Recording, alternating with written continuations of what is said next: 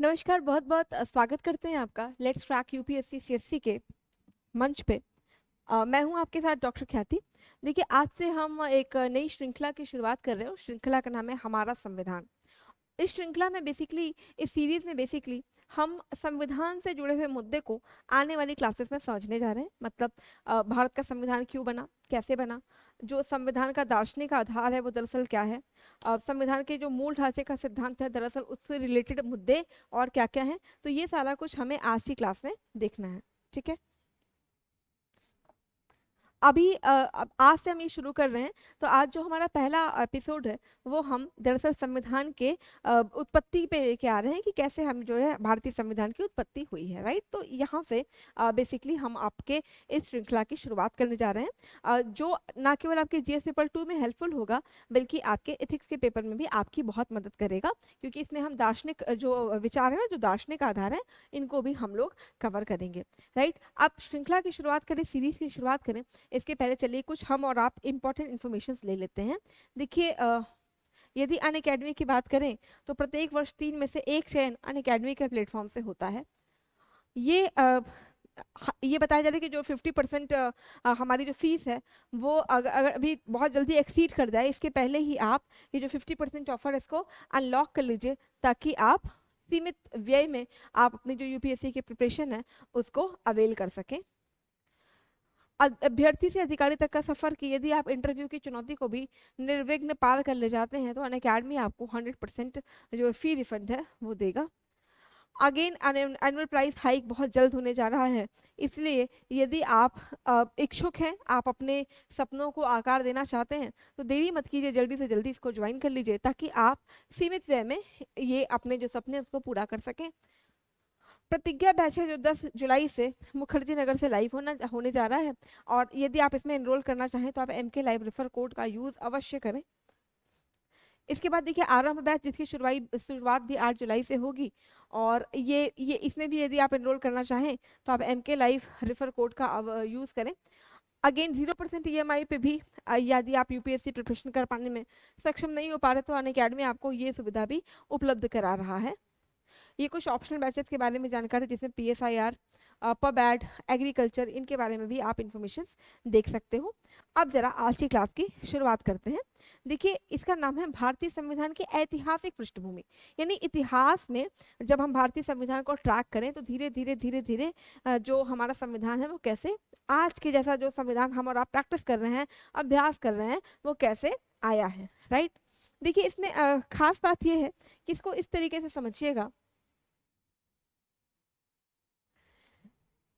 एक हमें समझना है 1947 के पूर्व, 1947 के पूर्व क्या क्या चीजें हुई। दूसरा हमें देखना है 1947 के बाद, यानी जब एक बार देश आजाद हो गया इसके बाद संविधान में क्या क्या चेंजेस हुए। क्योंकि देखिए 47 में हमारा संविधान बन तो गया था बट लागू हुआ था 1950 में। राइट, तो कैसे कैसे जो है 47 के पूर्व क्या क्या चुनौतियां थी उसको कैसे ट्रैक किया गया, और 47 के बाद क्या क्या चुनौतियां हैं और अभी के समय में क्या क्या चल रही है। तो संविधान से जुड़े हुए दोनों जो मुद्दे हैं इनको हम दो बिंदुओं पर समझते हैं, एक 47 के पहले और एक 47 के बाद। देखिए, कहा जाता है कि हमारा जो संविधान है वो लागू किया गया 26 जनवरी 1950 से। राइट, कहा जाता है संविधान तो हमारा 26 नवंबर 1949 को ही बन गया था। तो क्या रीजन से जिसकी वजह से हमने जो है इसको इतनी देर से लागू किया, इसके लिए हमने डिले क्यों किया। तो ये देखिए, यदि आप हिस्ट्री रिकॉल कर पा रहे हो तो लाहौर सेशन हुआ था, लाहौर अधिवेशन हुआ था 1929 में, जिसमें पहली बार हमने इंडिपेंडेंस डे सेलिब्रेट किया था, यानी आज़ादी का दिवस मनाया था।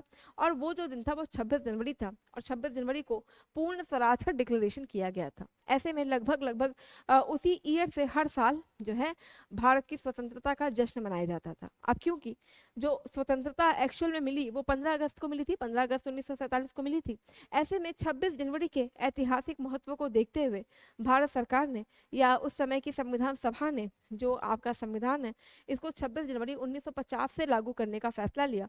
इसीलिए 26 जनवरी को हम गणतंत्र दिवस की तरह मनाते हैं। राइट, अब ऐतिहासिक पृष्ठभूमि समझें, इसके लिए हमें ये देखना होगा कि क्या वो कारक थे जिसकी वजह से ऐसा हुआ कि हमें संविधान की जरूरत है। राइट, देखो अगर भारत की बात करें तो भारत में पहले जब ब्रिटिश शासन नहीं आया था, यानी जब ईस्ट इंडिया कंपनी का विस्तार नहीं हुआ था, तब तो हमारे यहाँ पे जो शासन व्यवस्था चलती थी वहाँ पे मुगलिया शासन व्यवस्था थी, जहाँ पे लॉ बनाने वाला भी राजा, लॉ बताने वाला भी राजा, और लॉ के क्रियान्वयन करने की जिम्मेदारी भी किसकी थी?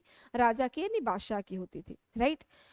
यानी यहाँ पे विधि ऊपर नहीं है, व्यक्ति ऊपर है। विधि से ज्यादा सुप्रीमेसी किसकी थी? व्यक्ति की, राइट।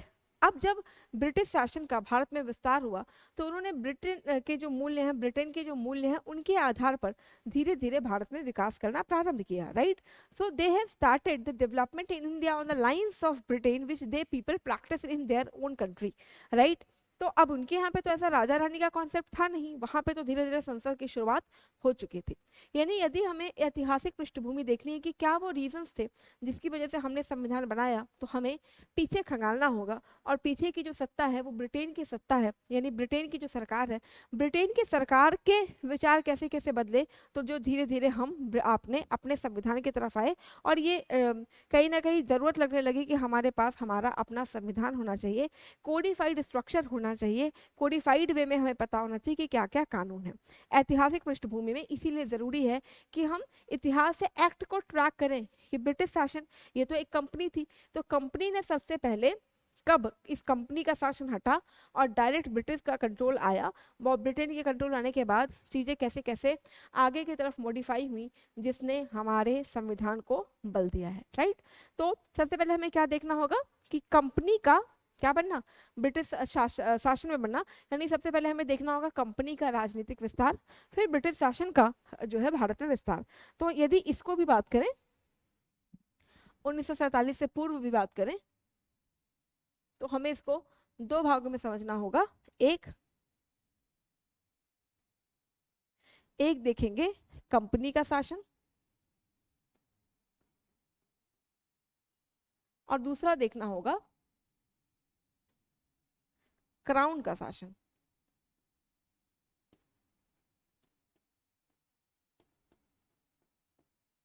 कंपनी का शासन और क्राउन का शासन, इन दो भागों में बांट के हम पढ़ेंगे तो हमें पता चलेगा कैसे एक आर्थिक कंपनी का राजनीतिक विस्तार हो रहा है, राइट।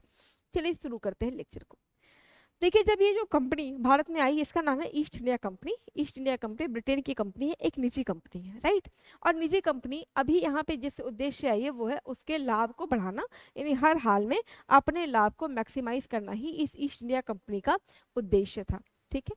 तो ये इस कंडीशन में इंडिया में आ रही है, इंडिया में अपना विस्तार कर रही है। अब क्या होगा कि धीरे धीरे ये जो कंपनी है अपने लाभ को बढ़ाने के क्रम में भारत में भ्रष्टाचार भी कर रही है। यानी एक कंपनी में काम करने वाले लोग हैं और एक कंपनी है, तो जो कंपनी के लोग हैं वो धीरे धीरे भारत में भ्रष्टाचार करने लगते हैं। क्यों करने लगते हैं? हम इस पर ज़्यादा बल इसलिए नहीं दे रहे हैं क्योंकि हमने ऑलरेडी हिस्ट्री में ये सारी चीज़ें पढ़ रखी हैं, फिर भी let's recall all those things कि हुआ क्या कि जो कंपनी के में काम करने वाले लोग थे, जब कंपनी का द्वैध शासन शुरू हो गया, द्वैध शासन मतलब कि जब धीरे धीरे कंपनी ने युद्धों के माध्यम से जमीन एक्वायर करना शुरू कर दिया, खूब सारी जमीन कंपनी को मिल गई, जैसे प्लासी जीता, बक्सर जीता, मैसूर जीता, राइट। तो इस तरीके से कंपनी के संसाधन बढ़ने लगे। जब संसाधन बढ़ने लगे तो होता क्या था कि पहले कंपनी अपने लंदन से पैसा लाती थी, हमारे यहाँ से कच्चे माल को खरीदती थी, लेकिन धीरे धीरे जब क्या हुआ, कंपनी का लाभ यहाँ पे बढ़ने लग गया, तो अब वो भारत के लोगों से ही पैसा लेती थी। मतलब किस वे में? क्योंकि जब बंगाल, बिहार, उड़ीसा में कंपनी का विस्तार हो गया तो कंपनी को दीवानी के अधिकार मिल गए। दीवानी का अधिकार मतलब कर वसूलने का अधिकार मिल गया। जब कंपनी को कर वसूलने का अधिकार मिल गया, यानी कंपनी की पॉकेट अपने आप भरने लगी। इस कंडीशन में क्या होगा कि उनको लंदन से पैसा लाने की जरूरत नहीं है, वो यहीं का पैसा लेंगे और यहीं का सामान खरीदेंगे। इसी को कहते हैं द्वैध शासन की शुरुआत। इसमें दो बातें हैं कि एक तो कंपनी में काम करने वाले लोग और दूसरा कंपनी। तो कहा जाता है कंपनी तो गरीब हो रही थी, कंपनी में कोई खास वृद्धि नहीं हो रही थी, लेकिन वहाँ के लोग बड़े अमीर हो रहे थे। ये लोग क्या करते थे, इतने पैसे हो जाते थे कि ब्रिटेन की जो संसद थी वहाँ अपने मन माफिक लोगों को बैठाना शुरू कर दिया, यानी वहाँ के संसद में हस्तक्षेप करना शुरू कर दिया। और दूसरी तरफ क्या किया कि अपनी भी महल, कोठी ये सब बनवाने लगे। इसको देखते हुए ब्रिटेन की संसद के कान खड़े हो गए कि यार ये क्या, ये कंपनी के पास तो बड़े पैसे आ रहे हैं। इतने पे ही सीमा नहीं खत्म होती है, होता क्या है कि कंपनी ने ब्रिटेन में लोन के लिए अप्लाई कर दिया। अब जैसे ही कंपनी ने लोन के लिए अप्लाई किया तो वहां पे लगा कि अरे यार ये क्या बात हुई, कंपनी के लोग यहाँ कोठियों में रह रहे हैं और कंपनी यहाँ पे लोन अप्लाई कर रही है। इसी की वजह से पहली बार 1773 के समय में ब्रिटेन की संसद ने रेगुलेशन की बात की, नियंत्रण की बात की, और जो एक्ट पास किया उसका नाम था रेगुलेटिंग एक्ट। यानी अब कंपनी को नियंत्रित करना होगा, और नियंत्रित करना होगा कैसे कि अब हम बताएंगे देखो भाई तुम्हें कंपनी क्या करना होगा। तो पहले सबसे पहले इसमें कुछ नियम लाए गए। पहले क्या था, देखिए 3 गवर्नर होते थे ना, एक बंगाल का, एक बॉम्बे का और एक मद्रास का। कहा गया बंगाल का गवर्नर अब गवर्नर जनरल ऑफ बंगाल होगा। इसकी एक काउंसिल सदस्य समिति होगी, इसमें 4 लोग होंगे, 3 लोगों का कोरम होगा और इनकी सलाह से गवर्नर जनरल अब काम करेगा। यानी जो बंगाल का गवर्नर है उसको मद्रास के और बम्बई के गवर्नर पे एक्स्ट्रा पावर दे दी गई। और क्या किया गया, तो यहाँ पे एक सुप्रीम कोर्ट की स्थापना कर दी गई, ठीक है। और कहीं ना कहीं कंपनी पे संसदीय नियंत्रण की शुरुआत हो गई। और ये भी कहा गया ये कंपनी लगभग 4% ऋण पे अब जो है लोन हमसे ले सकती है, राइट। तो ये था 1773 का एक्ट। क्यों समझना हमारे जरूरी है, क्योंकि इसके पहले जिस भारत में हम देख रहे हैं वहां पे तो कानून बनाने वाला, कानून को लागू कराने वाला और कानून का अनुपालन करने वाला एक ही सत्ता है, वही सब कुछ देख रहा है। और यहाँ पे जो वो देखने वाली सत्ता है, अब क्या है कि यहाँ पे पावर ऑफ सेपरेशन पे काम होगा कि एक बार कोडिफाई कर दो, लॉ लिख दो और उस हिसाब से काम होगा। तो पहली बार लॉ लिखने की शुरुआत कब हुई, 1773 में। तो 1773 का एक्ट हमारे लिए इसी वजह से समझना जरूरी है। 1773 के बाद देखिए जो अगला एक्ट हमें समझना है वो है पिट्स का India act. Pitt's India act ये वो एक्ट है जहाँ पे कहा जाता है दोहरे शासन की शुरुआत। दोहरा शासन मतलब जहाँ पे वास्तविकता में अब पहले क्या था कि कंपनी को चलाने वाले की जिम्मेदारी थी कोर्ट ऑफ डायरेक्टर के पास।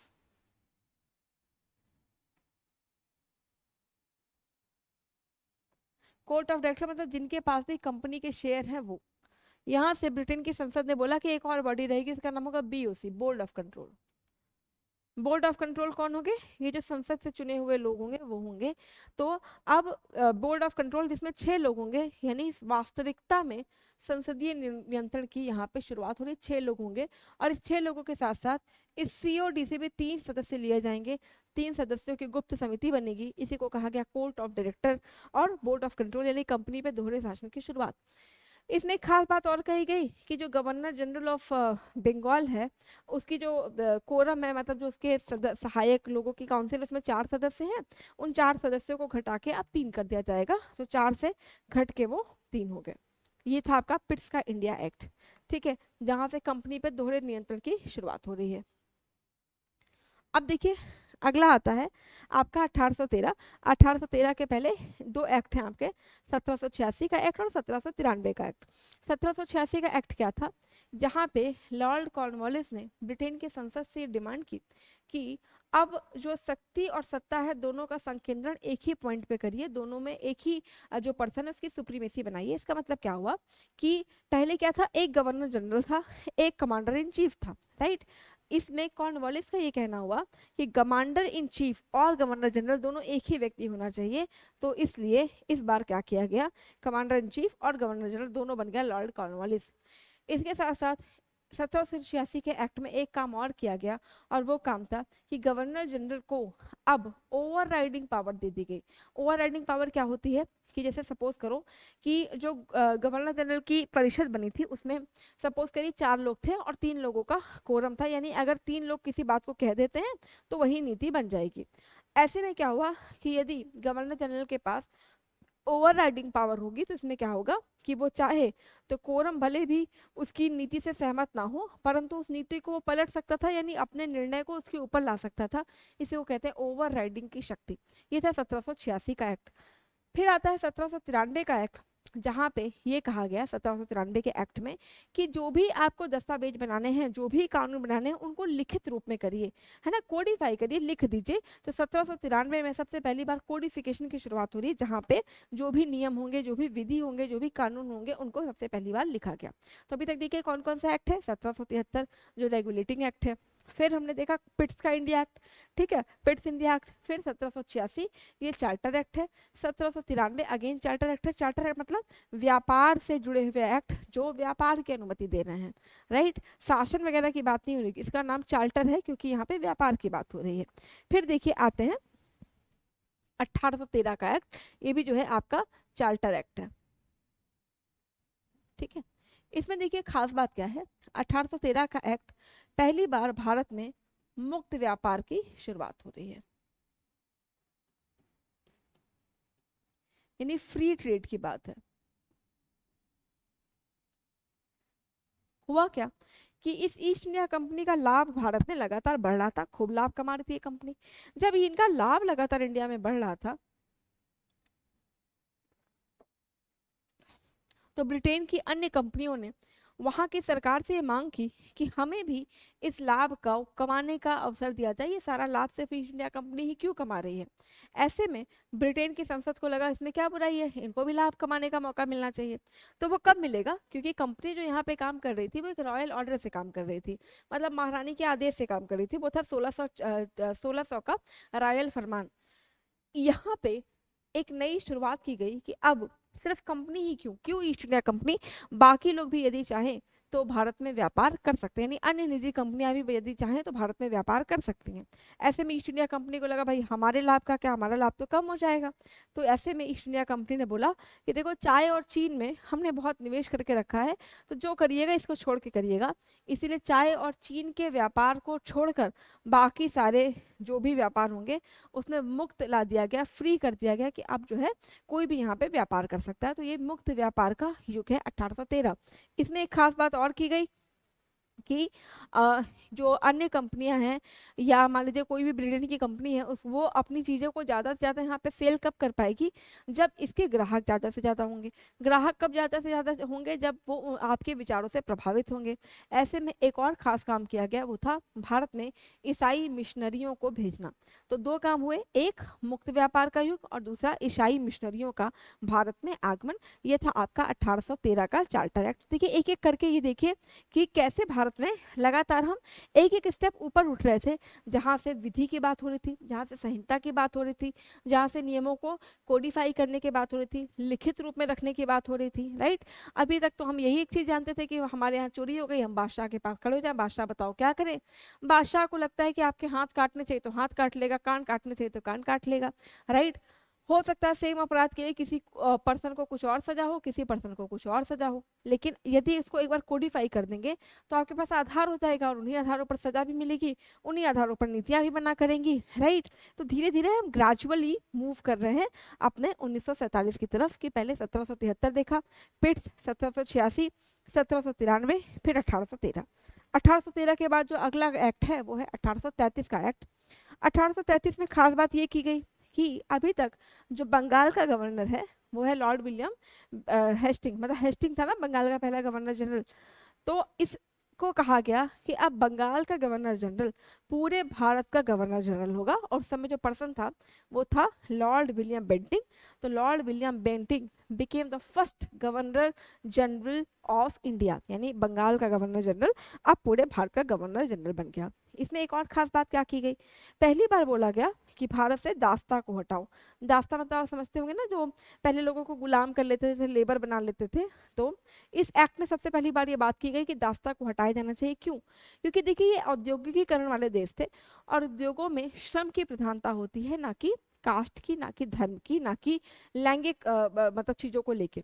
अगर आप श्रम दे पाएंगे तो आप कंपनी के लिए काम करने के लिए उपयुक्त पर्सन है, राइट। ऐसे में कहा गया अगर दास्ता रहती तो लोग भाई अपने मालिक से पूछे बिना कुछ कर नहीं सकते, ऐसे में इनको अच्छे श्रम नहीं मिल पा रहा था। तो इन्होंने एक्ट बनाया 1833 का कि दास्ता समाप्त होनी चाहिए।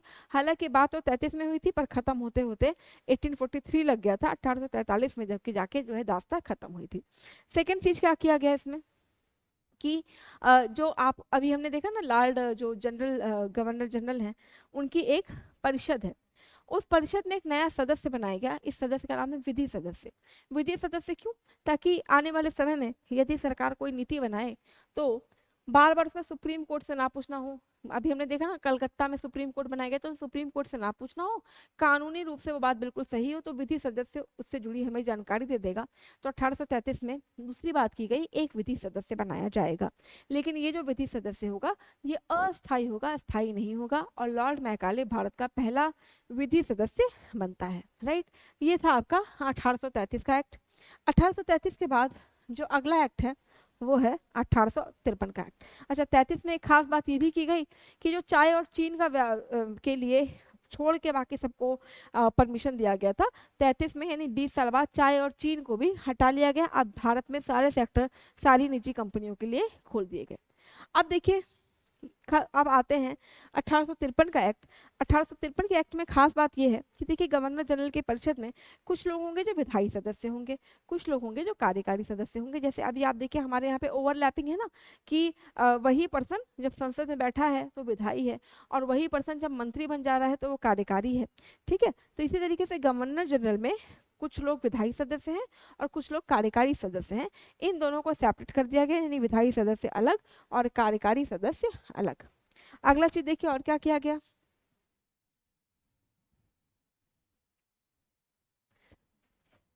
वो था आपका सिविल सेवा। ठीक है, अभी तक जो सिविल सेवक नियुक्त होते थे वो कोर्ट ऑफ डायरेक्टर, जो कंपनी के शेयर होल्डर्स है ना, उन्हीं के आधार पर वही लोग चयन करते थे, वही लोग बताते थे कि कौन बनेगा। पहली बार बोला गया कि अब सिविल सेवाओं के लिए खुली परीक्षा होगी, और खुली परीक्षा के माध्यम से डिसाइड होगा कि कौन जो है सिविल सर्वेंट होगा। ये पहली बार बात की गई 1853 के एक्ट में। तो अब देखिए 33 हो गया, 53 हो गया। इन दोनों एक्ट के होते ही, 53 होते ही, खास बात ये हुई कि बीच में एक क्रांति हो गई, जिसको हम और आप 1857 की क्रांति के नाम से जानते हैं। विद्रोह हो गया। अब विद्रोह क्यों हुआ था, तो उसके अपने अपने रीजन है। आप लोगों ने हिस्ट्री में ऑलरेडी मेरे ख्याल में पढ़ा होगा कि जहाँ पे जनजातियों के अपने मुद्दे थे, जहाँ पे राजवाड़ों के अपने मुद्दे थे, जहाँ पे किसानों के अपने थे, नागरिकों के अपने थे, सब अपने अपने मुद्दों को लड़ रहे थे। नेतृत्व क्षमता का अभाव था, जिन्होंने सारे मुद्दों को एक कर दिया होता, ऐसा कुछ भी नहीं था। इसी वजह से ये जो आंदोलन है, ये जो विद्रोह है, उतना सफल नहीं हो पाता है। राइट, अब ऐसे में ब्रिटिश शासन को ये समझ में आ गया था कि यदि उन्हें लंबे समय तक भारत में रहना है तो अब उन्हें अपनी नीतियों में एक व्यापक बदलाव की जरूरत है, अदरवाइज भारत जैसा बड़ा उपनिवेश उनके हाथ से निकल जाता। अब हर हाल में ब्रिटिश शासन जिस नीति पे काम कर रहा है वो नीति है कि हर हाल में अब किसी भी तरीके से आने वाले भविष्य में 1857 जैसी क्रांति नहीं होने पाए। इसीलिए अब हम देखेंगे वास्तविक रूप में कैसे भारत में कंपनी का शासन खत्म हो रहा है और क्राउन का शासन शुरू हो रहा है। हमने कहा था ना उसमें दो पार्ट है, एक कंपनी का शासन, एक क्राउन का शासन। तो क्राउन के शासन की भारत में शुरुआत कैसे हो रही है, तो पहली बात तो क्यों हो रही है, क्योंकि यदि इसी तरीके से कंपनी का शासन बना रहेगा तो हो सकता है ब्रिटेन के हाथ से एक बड़ा उपनिवेश छूट जाए। और दूसरी चीज ये है कि उपनिवेश छूटने का मतलब है कि बहुत बड़ा लाभ से ब्रिटेन वंचित रह जाए। तो कहीं ना कहीं जनता को ये दिखाना कि देखो अब तुम लोग महारानी की रियाया होगे, तो जैसा प्रशासन ब्रिटेन में है ना, खुली हुई अर्थव्यवस्था, लोकतांत्रिक देश, वैसा हम तुम्हारे भारत में ला देंगे। तो अब हर हाल में यहाँ की जो जनता है उनके मन में ये विश्वास दिलाना कि अब तुम महारानी की रियाया हो जाओगे, और महारानी की रियाया हो जाओगे तो तुम्हारे जीवन में कोई कष्ट वष्ट रहेगा नहीं। राइट, तो 1858 से जितने भी एक्ट आएंगे हर बार ब्रिटेन की यही कोशिश होगी कि भारत में किसी भी तरीके से बड़ी क्रांति नहीं होने पाए। इसी क्रम में जो पहला एक्ट है वो है 1858 का एक्ट। याद रखिए 57 में अभी अभी क्रांति हुई है। राइट, सबसे बड़ा काम हुआ कि यहाँ से कंपनी का शासन समाप्त हो रहा है और क्राउन का शासन शुरू हो रहा है। हम लोगों से कहा गया अब तुम महारानी की रियाया हो गए। राइट, इसमें खास बात ये हुई कि जो अभी तक गवर्नर जनरल था वो बन गया आपका वायसराय। इसका मतलब ये नहीं कि गवर्नर जनरल नहीं रहा, जब वो कंपनी का काम करेगा तो गवर्नर जनरल, और जब वो महारानी का प्रतिनिधि रहेगा तो वायसराय होगा। राइट, एक ही पर्सन गवर्नर जनरल भी है और वायसराय। वायसराय का मतलब ये भारत में ब्रिटेन की महारानी का प्रतिनिधित्व करना है। राइट, तो पहला काम किया गया कि कंपनी का शासन खत्म और क्राउन का शासन शुरू, और दूसरा गवर्नर जनरल अब वायसराय भी बन चुका था। 15 सदस्यों की एक काउंसिल बनाई गई जिसका काम था सहायता देना, एडवाइस करना। ठीक है, किस चीज को, वायसराय को सहायता देना था कि भाई वो भारत पर कैसे अपना नियंत्रण वगैरह करेंगे। इस क्रम में अगर हम देखें तो सबसे पहला भारत का वायसराय बना लॉर्ड कैनिंग। लॉर्ड कैनिंग के समय 1857 की क्रांति हुई, तो लॉर्ड कैनिंग ने कहीं ना कहीं देखिए 1858 में जो ये घोषणा पत्र आया, इसको पढ़ के भी लॉर्ड कैनिंग ने सुनाया था इलाहाबाद में। और कुल मिला के उद्देश्य यही कि अब भारत में किसी भी तरीके से बड़ी क्रांति को रोका जाए, तो लॉर्ड कैनिंग पहला जो है वायसराय बन गया। यहाँ तक तो था आपका अधिनियम, ये जो है 1858 का है। और क्योंकि अभी तक जितना हमने देखा वो चार्टर था, यहाँ से शुरुआत होता है government of India act, right. यानी कि यहाँ पे अभी तक अब कंपनी की बात नहीं हो रही है, सरकार की बात हो रही है। यानी अभी तक हम जिस मुद्दे पे थे वो था आर्थिक, अब यहाँ से राजनीतिक नियंत्रण की शुरुआत होगी। तो पहला मुद्दा हो गया आपका 1858 का एक्ट। अब देखिए 1861 जिसको हम कहते हैं इंडियन काउंसिल एक्ट, भारतीय परिषदीय अधिनियम।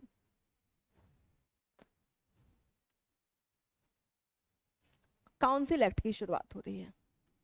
अब काउंसिल मतलब आप समझ रहे होंगे जैसे हमारे यहाँ विधानसभा विधान परिषद होती ना, वैसा कुछ परिषद, यानी एक परिषद बनाया जाएगा जो भारत में पॉलिटिकल अथॉरिटी होगा, पॉलिटिकल जिसकी सुप्रीमेसी होगी, और वो पॉलिटिकल बेसिस तैयार करेंगे कि किस आधार पर भारत में शासन करना होगा। अब सोचिए भारत पर आपको शासन करना है, मतलब किसी कंपनी को जिनको भारत के बारे में अभी बहुत ज़्यादा जानकारी है नहीं, ठीक है, वो भारत में युद्ध लड़ रहे हैं, कुल मिला के अपने प्रॉफिट पे काम कर रहे हैं, तो ऐसे में बहुत कम चांसेस होंगे कि भारत की जनता उनके द्वारा बनाए गए कानूनों को स्वीकार करे, ठीक। तो जैसे 1861 का अधिनियम आता है, जिसे कहते हैं भारत परिषदीय अधिनियम, राइट, 1861, इसमें शुरुआत होगी कैसे, हम इंडिया के लोगों को अपीस भी कर लें, शासन भी कर लें, अपने लाभ को भी बढ़ाते रहें। इसीलिए यहाँ पे सबसे पहली बार ये शुरुआत की गई कि हमें इसमें भारत मतलब परिषद में गवर्नर जनरल की जो काउंसिल है उसमें भारतीय प्रतिनिधित्व को बढ़ा देना चाहिए। भारतीय प्रतिनिधित्व बढ़ जाएगा तो इससे क्या होगा, सबको लगेगा अरे अरे महारानी हमारे लिए कितना काम करती हैं, और हम महारानी के कानून में देखो लोकतंत्र है, कहीं कहीं ना कहीं सबको मौका दे रही हैं। तो 1861 का एक्ट, ये पहला एक्ट, इसमें भारतीयों के प्रतिनिधित्व को बढ़ाने की मांग की गई। तो हुआ क्या कि जो वायसराय की काउंसिल थी उसमें 3 लोगों को नॉमिनेट किया गया। देखिए 2 शब्द होते हैं, एक होता है चयन करना मतलब इलेक्शन, एक होता है नॉमिनेशन। इलेक्शन का मतलब है कि जनता चुने, ठीक है, कुछ उसमें प्रोसीजर फॉलो हो। दूसरा होता है नॉमिनेशन, मतलब जिसको भी नॉमिनेट कर दिया जाए वो। तो यहाँ पे इलेक्शन नहीं रखा गया बल्कि नॉमिनेट किया गया। तो नॉमिनेट भी कौन करेगा, बट ऑब्वियस सी बात है वहीं के शासन के लोग। तो उन लोगों ने जो है 3 लोगों को क्या किया, नॉमिनेट किया, क्या कहते हैं नामित किया। किस लिए, ताकि वो जो आपकी क्या कहते हैं गवर्नर जनरल की परिषद है उस पर बैठ सके। पहला था इसमें बनारस के राजा, बनारस के राजा को बिठाया गया। दूसरा था आपका पटियाला के राजा। देखिए आप कौन बैठ भी रहा है, राजा साहब बैठ रहे हैं जिनको समझ में आ गया था, आपको याद होगा वेलीजली ने सहायक संधि कर ली थी। तो सहायक संधि के बाद राजाओं में ये भय खत्म हो गया था कि हमको शासन करें या प्रशासन करें या सुशासन, हमारा कुछ होने वाला है नहीं। तो राजा को बिठा रहे हैं, पहला बैठे आपके बनारस के राजा, दूसरा बैठे आपके पटियाला के राजा, और तीसरा नाम आता है सर दिनकर राव का। 3 लोग जो है इस गवर्नर जनरल की परिषद में मेंबर हुए। अब मेंबर देखिए 2 तरह से हो सकते हैं, एक ऑफिशियल एक नॉन ऑफिशियल। ऑफिशियल मतलब कि जो है जो हक पूर्वक अपनी बात रखें। यहाँ पे जो तीनों मेंबर तो बने, लेकिन ये तीनों ही मेंबर नॉन ऑफिशियल मेंबर्स हैं। 3 मेंबर्स जो है परिषद में बैठे तो पर वो नॉन ऑफिशियल जो है मेंबर रहते हैं। अब क्या होता है 3 जगह पे ये लोग विधान परिषद का भी गठन करते हैं। जैसे अभी आपके यहाँ विधानसभा विधान परिषद होती है ना, कुछ राज्यों में दोनों है, तो विधान परिषदों का गठन किया गया। आप इसको कंफ्यूज मत करिएगा आज के समय के विधान परिषद से। कौन कौन सी जगह पे, एक था आपका बंगाल, एक था आपका पंजाब, और तीसरा था नॉर्थ वेस्ट फ्रंटियर। इन 3 जगह पर क्या बनाए गए आपके विधान परिषद, ठीक है। इसके बाद देखिए इसमें खास बात किया गया वो था अध्यादेश की शक्ति। अध्यादेश जैसे अभी आपके राष्ट्रपति, जब संसद का सदन ना चल रहा हो और राष्ट्रपति को लगे आवश्यकता है तो वो अध्यादेश ला सकता है। सेम वे में उस समय यदि वायसराय चाहे तो अध्यादेश ला सकता है, यानी वायसराय को अध्यादेश लाने की शक्ति दी जा रही है, राइट। अब आप धीरे धीरे देखिए ट्रैक करिएगा आज के कॉन्स्टिट्यूशन को, ठीक है। तो वायसराय को अध्यादेश लाने की शक्ति देने वाला जो पहला एक्ट है वो भी है आपका 1861 का अधिनियम, ठीक। ये कुछ तो 1861 की बात हो गई। 1861 के बाद देखिए जो दूसरा है वो है आपका 1892 का अधिनियम, ठीक है। 1861 में क्या किया गया कि 3 जो है नॉन ऑफिशियल मेंबर रखे गए, और नॉन ऑफिशियल मेंबर के बाद 3 जगह पे विधान परिषद बनाई गई।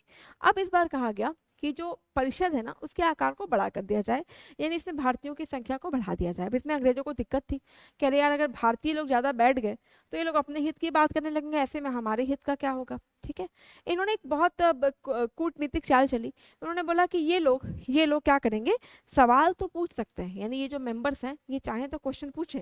किससे क्वेश्चन पूछे, विधान परिषद में सवाल उठाएं, लेकिन सवाल उठाने के बाद पूरक प्रश्न नहीं पूछ सकते। इसको कंपेयर करिए जरा आज के संविधान से, आज के हमारी संसद से।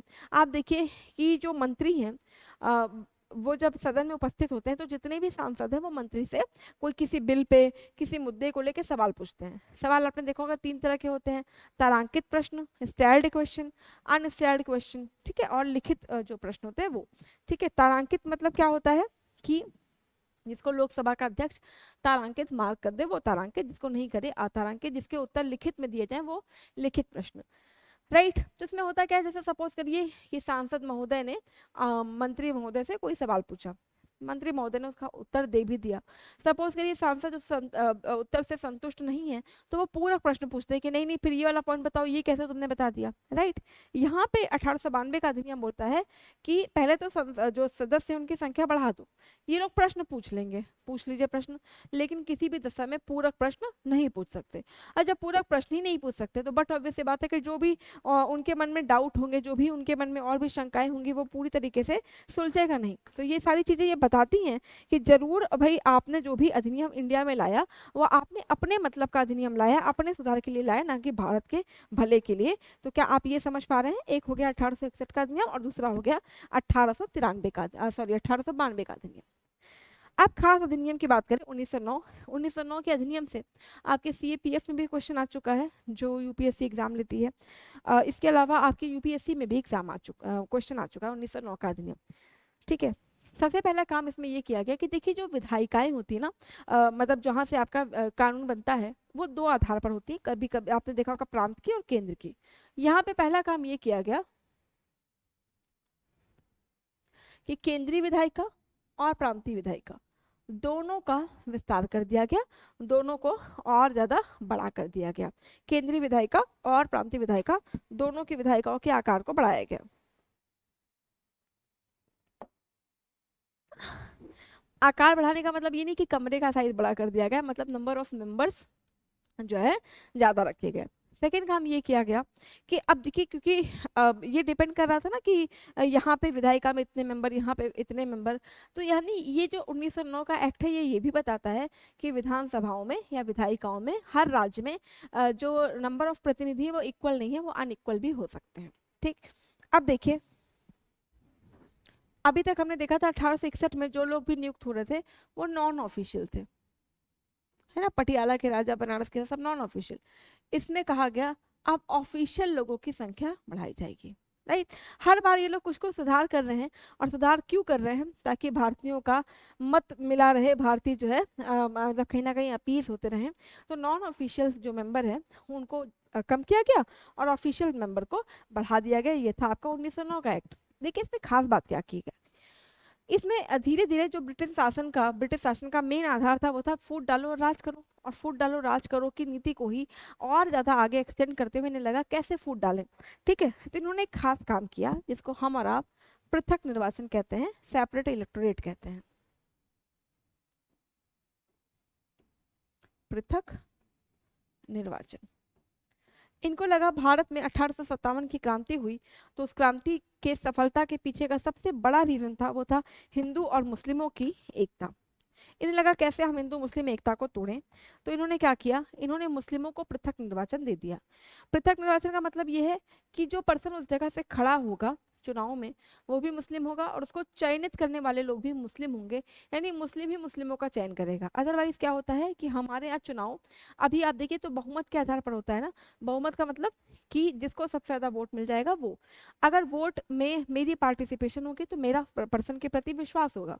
ऐसे में सोचिए मुस्लिम ही मुस्लिम को चुनेंगे तो बट ऑब्वियस सी बात है कि हर जनता का उसमें विश्वास नहीं होगा, और जब सबका विश्वास नहीं होगा तो सब उनकी बात मानेंगे नहीं। तो ऐसे में जो डिवाइड एंड रूल है या जो विभाजन की परिपाटी है उसको और ज़्यादा एक्सटेंड करने पे बल मिलेगा। इसमें एक और खास बात कि जो वायसराय की कार्यकारी परिषद थी उसमें एक भारतीय को नियुक्त किया गया। नाम था सत्येंद्र प्रसाद सिन्हा। सत्येंद्र प्रसाद सिन्हा जो पहले ऐसे पर्सन थे जो वायसराय की कार्यकारी में नॉमिनेट किए गए। अब देखिए इसमें एक और काम किया गया कि पहला होता है, देखिए अगर आप अभी संसद को देखते होंगे तो पहला होता है प्रश्न पूछना, जिसमें प्रश्नावर होता है ना, क्वेश्चन आवर्स होते हैं, जिसमें जो सदस्य होते हैं वो माननीय मंत्री से सवाल पूछते हैं, पूरा प्रश्न पूछते हैं, और पूरा प्रश्न पूछने के बाद वो लोग मतदान करते हैं, राइट। अगर बिल पास हो गया, मतलब मत ज्यादा मिल गया तो बिल पास, मत कम मिला तो बिल पास नहीं होगा। इसमें क्या होता था, इसमें क्या हुआ कि ये लोग किस बारे में बात करते थे कि ठीक है अब जो जो जो भी मतलब मेंबर्स चुन के आ रहे हैं ये लोग बजट में प्रश्न भी पूछेंगे और मतदान में भी भाग लेंगे। तो 1909 को जरा समराइज करें तो क्या क्या हुआ इसमें, जो विधायिकाएं हैं उनकी जो मतलब आकार उसको बड़ा किया गया। हर विधायिका या हर मतलब विधायिकाओं की बात करें तो उसके जो आकार है वो डिफरेंट डिफरेंट थे। कहीं ना कहीं जो कार्यकारी परिषद थी उसमें एक भारतीय आ गया, ठीक है, कौन, सत्येंद्र प्रसाद सिन्हा। पृथक निर्वाचन लाया गया और पृथक निर्वाचन के साथ साथ बजट में मतदान करने का अधिकार। अब देखिए खास एक्ट पे आते हैं जिसको हम और आप 1919 के एक्ट से जानते हैं। 1919 का एक्ट जो कहीं ना कहीं आप समझते होंगे कि एक ऐसा एक्ट है जहाँ से जो इंडिया का अभी हम जिस कॉन्स्टिट्यूशन की प्रैक्टिस करते हैं उसमें मैक्सिमम चीज़ें आप देखेंगे 1935 1919 के अधिनियम से ली गई हैं। इस 1919 के अधिनियम को हम मॉन्टेग्यू चेम्सफोर्ड अधिनियम भी कहते हैं। मॉन्टेग्यू चेम्सफोर्ड अधिनियम के नाम से भी इसको जाना जाता है, राइट। ये वो समय है जब भारत में नॉन कॉपरेशन मूवमेंट यानी असहयोग आंदोलन चल रहा था। तो जैसे कोई बड़ा आंदोलन शुरू होता था ब्रिटिश शासन तुरंत एक अधिनियम ला दिया करते थे। तो 1919 का अधिनियम मतलब क्या कहते हैं, नॉन कॉपरेशन मूवमेंट चल रहा था। उसी समय ब्रिटेन की सरकार ये एक्ट लाती है जिसका नाम है 1919 का अधिनियम। तो 1919 का अधिनियम क्या है जरा इसको समझते हैं। देखिए अभी के संविधान में आप देखते होंगे हमारे यहाँ अनुसूचियां है ना, इसमें जो 7वीं अनुसूची उसमें होता है ना केंद्र सूची, राज्य सूची और समवर्ती सूची। केंद्र सूची जिसपे केंद्र कानून बनाएगा, राज्य सूची जिसपे राज्य कानून बनाएगा और समवर्ती सूची इसमें जिसमें कि दोनों लोग जो है कानून बनाएंगे। सबसे पहली बार 1919 के अधिनियम में ही ये बात की गई कि हम सूचियां बनाएं, यानी केंद्र की सूची अलग और राज्य की सूची अलग, ठीक है। किस मामले पे केंद्र कानून बनाएगा और किस मामले में राज्य कानून बनाएगा इसको अलग किया गया। दूसरा क्या गया, प्रांतों में द्वैध शासन लाया गया, दोहरा शासन लाया गया। दोहरा शासन मतलब एक तरफ होगा आपके क्राउन का शासन, दूसरा तरफ जो वहां पे चुनी हुई विधायिका उसका शासन। इसको विषयों में बांटे तो 2 विषय होते हैं, एक होता है स्थानांतरित विषय और दूसरा होता है आरक्षित विषय। स्थानांतरित मतलब स्थानांतरित, स्थान को अंतरित कर दिया गया, इस स्थान को छोड़ के कहीं और। इसको हिंदी में कहते हैं transferred list and reserve list. Transferred list मतलब पहले जो है इस पे कानून बनाने का जो अधिकार है वो अब प्रांतीय विधायिकाओं को ट्रांसफर कर दिया गया है, यानी यहाँ पे ये सिम्बलाइज कर रहा है कि अधिकार इनके पास था नहीं, हमने इनको दे दिया। तो वो हो गया स्थानांतरित विषय। आरक्षित विषय ये वो विषय होते हैं जिस पर कानून बनाने का जो सोल राइट है वो होगा आपके गवर्नर जनरल के पास। जैसे मतलब क्या कहते हैं आपके जो विदेश से किससे संबंध बनाने हैं, ये सारे विषय आरक्षित विषय होंगे जिस पर सोल जिम्मेदारी होगी गवर्नर जनरल की कि वही किससे बताएगा, कानून बनाएगा। तो देखिए अभी भी हम जब भारत में संविधान की बात करते हैं तो हमारा संविधान द्विस्तरीय था ना, एक केंद्र और एक राज्य। हालांकि 73वें संविधान संशोधन से अभी त्रिस्तर की बात तो हो गई है, लेकिन त्रिस्तर में भी कहीं ना कहीं आप देखें तो पंचायतों की जो शक्ति है वो राज्य से आती है, ना कि डायरेक्ट शक्ति संविधान ने पंचायतों को दी है। तो अभी भी कहीं ना कहीं हम द्विस्तरीय ही हैं और द्विस्तरीय की बात ही 1919 के अधिनियम में हो रही है।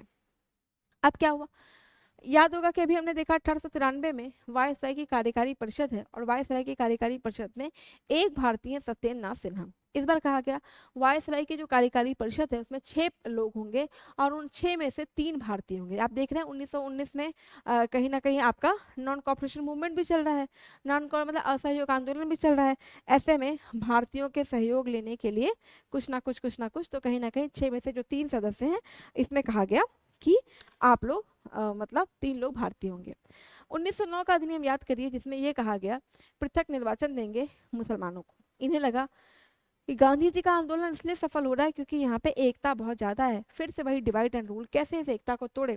अभी तक पृथक निर्वाचन सिर्फ और सिर्फ मुसलमानों को दिया गया था, इस एक्ट में कहा गया ईसाई सिख और यूरोपी, ये लोग भी पृथक निर्वाचन का यूज कर सकते हैं। मतलब अब यूरोपी को चुने, सिख ही सिख को चुने।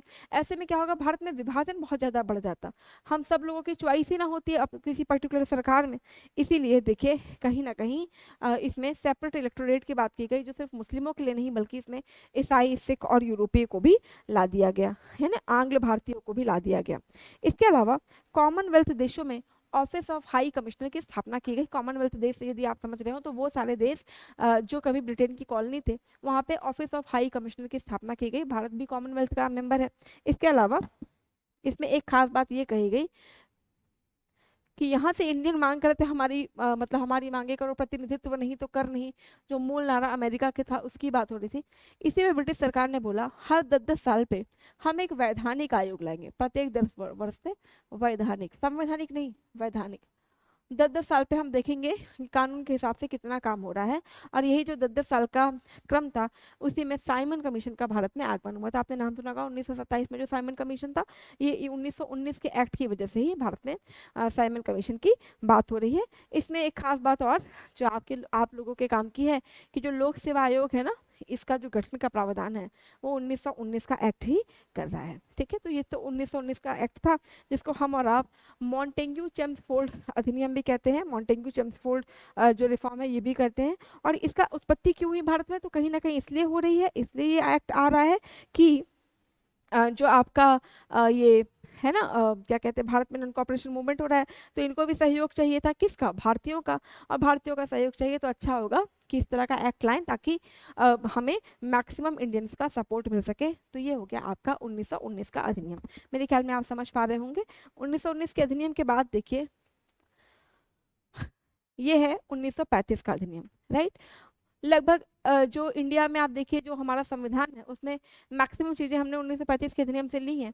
जिसमें जो अभी तक हमने देखा ना 3 सूचियां हैं, केंद्र सूची, राज्य सूची और समवर्ती सूची, ये 3 सूचियां यहीं से आ रही हैं। इस अधिनियम में केंद्र और इकाइयों के बीच शक्तियों का विभाजन सूचियों में कर दिया गया, जिसमें सूची देखिए संघ सूची, प्रांत सूची और समवर्ती सूची है, राइट। अब देखिए अवशिष्ट शक्तियों का प्रावधान आपने पढ़ा होगा ना, आर्टिकल 246 राष्ट्रपति में निहित होती हैं। इसी तरीके से जो अवशिष्ट शक्तियां उस समय की बोली गई, सारी अवशिष्ट, अवशिष्ट मतलब जो ना केंद्र सूची में, ना राज्य में, ना समवर्ती में, तो वो बची हुई सूची, बची हुई लिस्ट हो गया वो राष्ट्रपति में। और यहाँ पे देखिए अवशिष्ट शक्तियां गवर्नर जनरल में निहित कर दी गई, राइट। अभी तक हमने देखा था प्रांतों में द्वैत शासन था, प्रांतों से द्वैत शासन हटा दिया गया और इसको ला दिया गया आपके केंद्र में। केंद्र में द्वैत शासन को अपनाने का प्रावधान किया गया और प्रांतों में आपका क्या कहते हैं, द्वैत शासन को हटा लिया गया।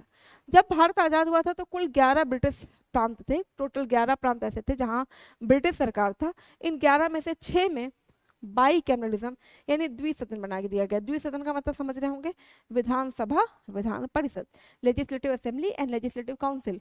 ये आपका इसी एक्ट से सुनिश्चित हुआ है, क्या कहते हैं, आपके 1935 के अधिनियम से। फिर देखिए इसमें आरबीआई की बात कह लीजिए, सुप्रीम कोर्ट, ये सारा का सारा इसी एक्ट के थ्रू इस्टेब्लिश हो रहा है। इवन तो हमारा जो यूपीएससी है उसको लाने वाले भी आपके 1935 का ही अधिनियम है, ठीक है। अब आते हैं 1947 यानी भारतीय स्वतंत्रता की तरफ बढ़ते हुए भारतीय कदम, कैसे कैसे हम स्वतंत्रता तक पहुंचे, राइट। अब ऐसा होता है कि मतलब क्यों 1947 में भारत को आज़ादी मिली है, वो क्या रीजंस थे जिन्होंने भारत को आज़ादी में अपना योगदान दिया। कहा जाता है कि जो सबसे बड़ा रीजन था वो था सेकेंड वर्ल्ड वॉर, द्वितीय विश्व युद्ध।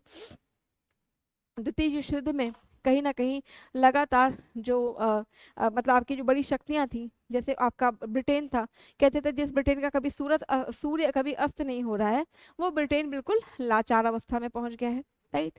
फ्रांस, बिल्कुल जो बड़ी शक्तियां करते थे, फ्रांस, ब्रिटेन सब टूट रहे हैं। ऐसे में जो ब्रिटेन की जनता है वो लगातार इस बात की मांग कर रही थी कि कॉलोनीज को फ्री करो, हम शांति चाहते हैं, हम अपने यहाँ पे रहना चाहते हैं। उस समय जो प्रधानमंत्री पद के दावेदार थे वो 2 लोग थे, एक का नाम था विंस्टन चर्चिल और एक का नाम था क्लीमेंट एटली। कहा जाता है जो भी शासक युद्ध में विजय दिला देता है ना, उसकी वाहवाही होती है, अगले चुनाव में उसी की जीतने की प्रोबेबिलिटी ज़्यादा रहती है। लेकिन यहाँ उल्टा हो गया। विंस्टन चर्चिल ने ये विक्ट्री साइन जो आप दिखाते हो ना कि ये विक्ट्री मिल गई हमें, ये विक्ट्री साइन देने वाले विंस्टन चर्चिल थे, जिन्होंने बोला कि जो इंग्लैंड है उसको हम फिर से खड़ा करेंगे, युद्ध लड़ेगा, उपनिवेश में से हम कमाई करेंगे, बहुत सारी बातें, विक्ट्री का साइन दिया। लेकिन क्लीमेंट एटली ने अपने मैनिफेस्टो में ये बोला कि यदि मेरी सरकार बनती है तो मैं कॉलोनीज को जो है फ्री कर दूंगा, राइट। अब होता भी कुछ ऐसा है कि ब्रिटेन की जनता अब युद्धों में पड़ना नहीं चाहती थी, वो शांति चाहती थी, द्वितीय विश्व युद्ध से वो पहले ही टूट गई थी। और कहा जाता है क्लीमेंट एटली की चुनाव में जीत हो जाती है, जबकि जो पर्सन भी युद्ध में जिताता है तो हमेशा जीत उसकी की होती है ना, लेकिन चर्चिल हार जाते हैं और एटली जीत जाते हैं। ऐसे में एटली वॉज इन सो रश, वो इतनी जल्दबाजी में थे कि जल्द से जल्द ही वो भारत को आज़ाद कराना चाहते थे।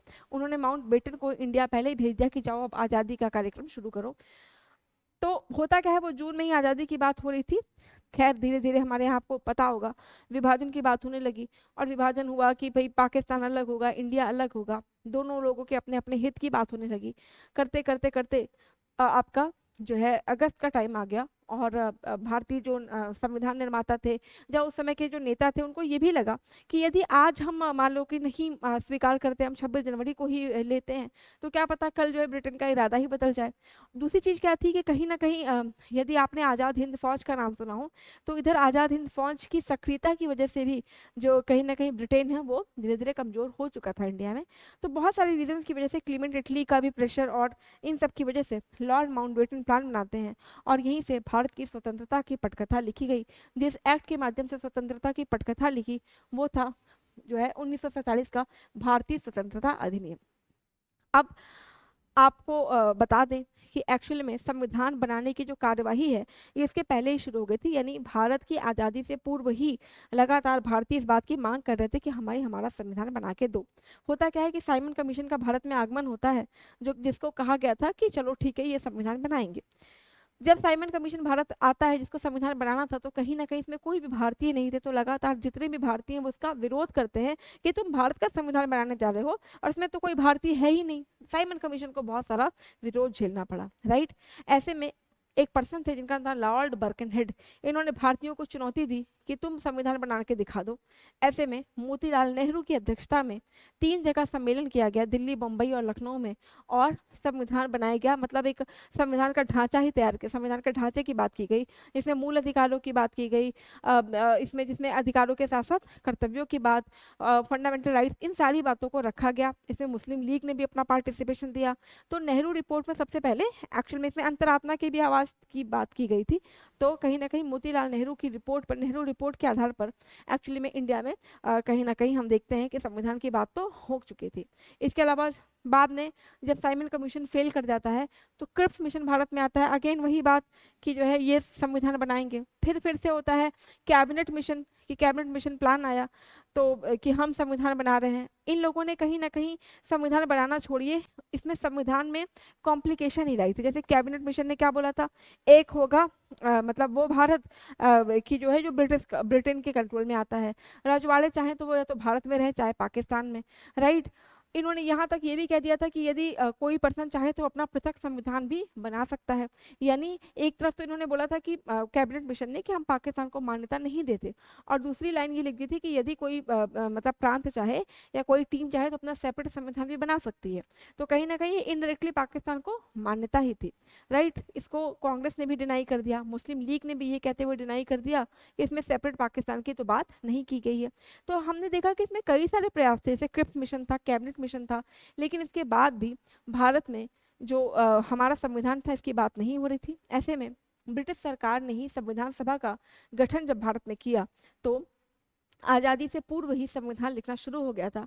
हमारी एक अंतरिम सरकार बनती है, अंतिम नहीं अंतरिम, यानी कि ये अंतिम नहीं है, इसके बाद फिर से चुनाव होगा, उसके आधार पर सरकार बनेगी, नेता बनते हैं, प्रधानमंत्री बनते हैं, अंतरिम मतलब जो कैबिनेट है उसके मंत्री बनते हैं आपके पंडित जवाहरलाल नेहरू। और इसको तैयार करने की जिम्मेदारी बहुत सारे जो हमारे सदस्य हैं, जिसमें संविधान सभा का गठन किया गया, और संविधान सभा के गठन ने संविधान को लिखना प्रारंभ किया। उसी समय से संविधान लिखना, यानी आज़ादी के पूर्व ही संविधान लिखना शुरू हो गया था। इसमें पूरे भारत से चयन किया गया लोगों का जो संविधान सभा के सदस्य होंगे। इसमें मुस्लिम लीग के भी सदस्य थे, इसमें आपके भारत के भी जो लोग थे वो लोग भी सदस्य थे, और सबने मिलकर संविधान सभा का गठन किया। अब संविधान सभा को लेके क्या क्या कॉन्सेप्ट है या कैसे संविधान सभा बनी, इसको हम आने वाले क्लासेस में देखेंगे। अभी आप सिर्फ और सिर्फ हिस्टोरिकल बैकग्राउंड पे फोकस रखिएगा कि क्या क्या वो चीज़ें थी जिसकी वजह से हमें संविधान की ज़रूरत पड़ने लगी। क्यों? क्योंकि भारत ने मतलब अगर आप हिस्ट्री थोड़ा सा रिकॉल कर रहे हो तो कहीं ना कहीं देखिए सारे एक्ट बनने लग गए, यानी हमें शासन में अब एक्ट वगैरह की ज़रूरत दिखने लग गई थी। दूसरी चीज़, एक्ट के साथ साथ देखें तो जिस सत्ता के अंडर में हम थे वो एक्ट के माध्यम से ही सारा काम कर रहे थे। इसके साथ साथ भारत में कहीं ना कहीं हम देखें तो कुछ महीनों तक, लगभग 28 महीनों तक भारत में कांग्रेस की सरकार भी बनती है, और सरकार ने इन्हीं लोकतांत्रिक मूल्यों पे काम भी किया था। और इसके साथ साथ जो हमारे संविधान निर्माता हैं वो भी इस बात को अब भली भांति जान चुके थे कि लोकतंत्र में ही असली जो है शक्ति निहित होती है। तो लोकतांत्रिक पद्धति की भी शुरुआत हो गई थी। इसलिए ये सारी चीज़ें थी जिन्होंने पुश किया कि भारत में अब हम संवैधानिक मूल्यों के आधार पर बात करें, और इस तरीके से भारत में संविधान का गठन की बात की गई और संविधान का गठन किया गया। राइट, तो 1773 तक उनसे लेके 1947 के ये सारे एक्ट थे जिससे कि भारत में संविधान की पटकथा लिखी गई। संविधान सभा ने अब कैसे काम किया, संविधान सभा के मूल्य क्या क्या थे, कैसे बना, कौन कौन सी टीम बनी, और हमारे एग्जाम पॉइंट ऑफ व्यू से क्या क्या पॉइंट्स इंपॉर्टेंट है, ये हम अभी आने वाली क्लासेस में देखेंगे। राइट, धीरे धीरे धीरे धीरे संविधान का पूरा बेस बनाते हुए हम आगे जितना भी संविधान से रिलेटेड चीज़ें हैं उसको इस सीरीज में कंप्लीट करेंगे। इसके अलावा भी यदि आपको लगता है कि इस चीज मतलब सीरीज में आपको कुछ और सहायता की जरूरत है, आपको लगता है कि कुछ और पॉइंट्स पे भी डिस्कशन हो जाना चाहिए, तो do let me know in the comment section. आप कमेंट सेक्शन में मुझे बता दीजिएगा अपने सुझाव, या आपके जो भी मतलब आपको लगता है किस चीज़ में आपको डिफिकल्टी आती है वो उससे भी आप मुझे अवगत कराइए। मैं कोशिश करूंगी कि उन सारी चीज़ों को भी आने वाली क्लासेस में अमलगमेट कर लिया जाए। राइट, अभी तो शुरुआती क्लासेस के बाद हम लोग इसमें क्वेश्चंस पे भी चर्चा करेंगे, एमसीक्यूज पे भी चर्चा करेंगे, जिससे आपकी जो तैयारी है वो और ज़्यादा व्यापक हो सके। कहा जाता है पॉलिटी की तैयारी के लिए आधार ही आपकी 3 चीज़ें होती हैं, मतलब आधार कह लीजिए, यानी जैसे किसी बिल्डिंग का पिलर होता है ना, तो पिलर में क्या चीज़ होती है, जितना आप संविधान को अच्छे से समझोगे उतनी अच्छी आपकी पॉलिटी होगी। और संविधान का मतलब संविधान और प्लस संविधान का दार्शनिक आधार। दार्शनिक आधार में हम प्रस्तावना, मूल अधिकार, डीपीएसपी और मूल कर्तव्य, इन पे बहुत अच्छी पकड़ बनाएं, जिससे यही हमारा बेस है जिससे हमारा आने वाली पॉलिटी तय होती है। तो इन सीरीज में हम संविधान और संविधान के दार्शनिक आधार, इन दोनों पे ही चर्चा करने वाले हैं। राइट, आज की क्लास को हम यहीं पे विराम देते हैं, फिर आपसे मिलना होगा अगले एपिसोड में अगले कुछ और महत्वपूर्ण सूचनाओं के साथ। Keep reading, keep revising. Thank you so much all of you for joining.